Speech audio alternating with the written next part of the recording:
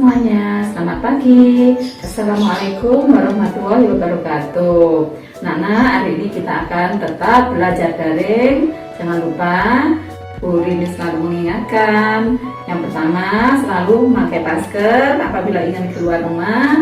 Yang kedua, jangan lupa selalu mencuci tangan. Yang ketiga, kalian harus selalu menghindari kerumunan orang banyak. Nah, kali ini kita akan belajar tema 7, tema 3, pembelajaran ke-1. Materinya yaitu tentang bahasa Indonesia, tentang surat undangan. Yang kedua, materi tentang IPA, tentang menyubit. Yang ketiga, tentang IPS, yaitu materi tentang pembangunan di Indonesia. Demikian. Ayo kita menikmati kembali pembelajaran berikut ini. Nah, Nana, kali ini kita akan belajar tema 7, subtema 3, pembelajaran ke-1. Di sini kita akan membahas tentang materi bahasa Indonesia, tentang surat undangan dan jenis-jenis surat undangan. Surat undangan merupakan surat yang berisi pemberitahuan permintaan kesediaan seseorang untuk menghadiri suatu acara atau kegiatan yang mana kalimatnya singkat, padat, dan jelas. Jenis-jenis surat undangan. Yang pertama, surat undangan resmi, surat undangan setengah resmi, surat undangan tidak resmi. Jenis-jenis surat undangan resmi diantaranya surat undangan yang mengatasnamakan instansi atau organisasi kedinasan. Contohnya surat dari Dinas Pendidikan, surat dari sekolah, surat dari Dinas Pariwisata. Nah, itu termasuk jenis surat undangan resmi. Kemudian surat undangan setengah resmi merupakan surat undangan yang mengatasnamakan perorangan untuk individu atau instansi. Contohnya surat undangan untuk Karang Taruna, kemudian surat undangan tasyakuran, surat undangan pernikahan. Kemudian yang ketiga, surat undangan tidak resmi, berasal dari perorangan atau individu untuk individu. Biasanya surat undangan ini nampak menarik, kemudian warnanya bagus, ada gambar-gambar yang lucu. Nah, ini adalah surat undangan ulang tahun atau bisa juga surat undangan syukuran. Kemudian bagian-bagian dari surat undangan. Yang pertama yaitu kepala surat. Kepala surat ini menunjukkan tentang instansi, alamat instansi, kemudian nomor telepon, ada juga yang menuliskan emailnya dan diberi kop surat. Kemudian yang kedua, nama dan alamat tujuan. Biasanya diawali dengan kalimat kepada yang terhormat, Bapak atau Ibu siapa yang diundang, kemudian alamatnya yang dituju. Yang ketiga adalah pembuka surat. Diawali dengan kata dengan hormat atau Assalamualaikum. Yang keempat, isi surat. Kalimatnya biasanya begini, dengan ini kami mengharapkan kehadiran Bapak, Ibu, atau saudara-saudari pada hari, tanggal, waktu, tempat, keperluan. Kemudian yang kelima, penutup surat. Diakhiri dengan kalimat demikian undangan ini kami sampaikan, sekian dan terima kasih. Yang keenam adalah tempat dan tanggal surat tersebut dibuat. Dan yang ketujuh adalah tanda tangan pembuat surat.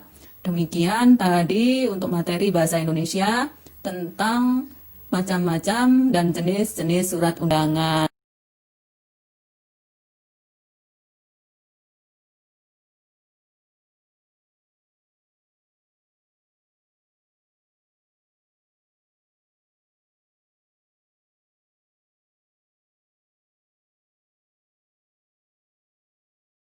Amati perubahan wujud benda.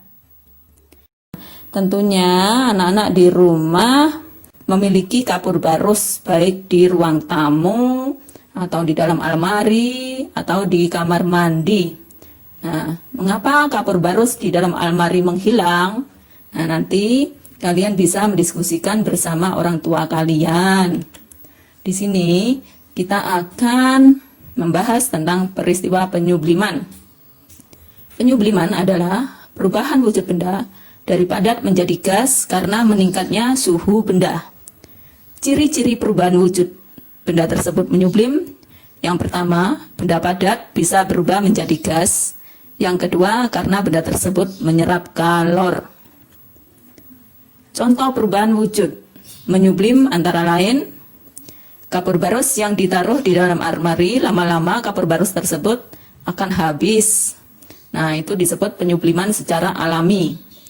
Sedangkan kapur barus yang dipanaskan dengan sengaja untuk sebuah penelitian atau kegiatan laboratorium, sehingga kapur barus tersebut habis, maka disebut penyubliman buatan.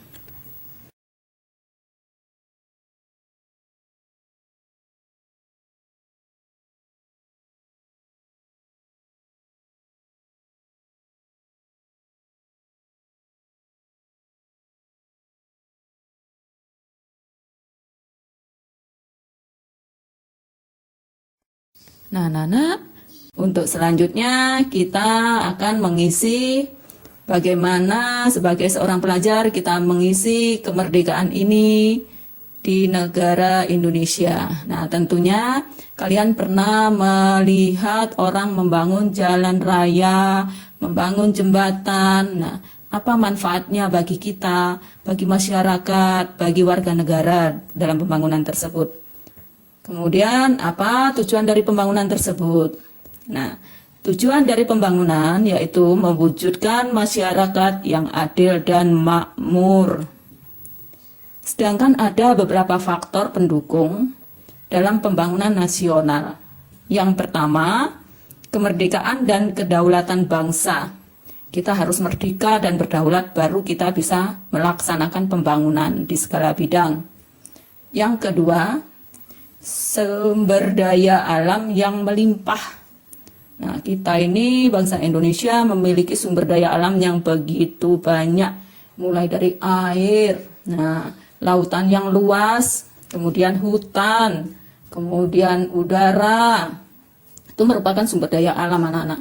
Nah, sumber daya alam itu masih ingat kan? Ada yang bisa diperbarui, ada yang tidak dapat diperbarui, tergantung bagaimana kita akan menggunakan dengan maksimal, dengan cara yang baik, sehingga bermanfaat, tetapi tidak terlalu boros untuk mengambil sumber daya alam tersebut. Kemudian, yang ketiga adalah tingkat ekonomi yang maju. Nah, untuk membangun suatu negara atau melaksanakan pembangunan di segala bidang, kita harus memiliki tingkat perekonomian yang maju. Kemudian ada faktor penghambat pembangunan nasional. Yang menghambat pembangunan nasional, yang pertama yaitu tingkat pendidikan yang rendah. Nah, di Indonesia ini pendidikan dasar itu adalah pendidikan sampai SMA atau SMK. Ya, karena apa? Semakin lama kita harus pandai, ya. Kemudian tidak ketinggalan dengan bangsa asing, sehingga semua anak-anak Indonesia harus menempuh pendidikan sampai minimal pendidikan dasar. Kalau kita hanya lulus SD saja, maka pembangunan nasional tidak akan bisa kita laksanakan, karena kita butuh orang-orang yang cerdas, orang-orang yang terampil, ya. Kemudian yang kedua, yang menghambat faktor pembangunan yaitu kesenjangan sosial.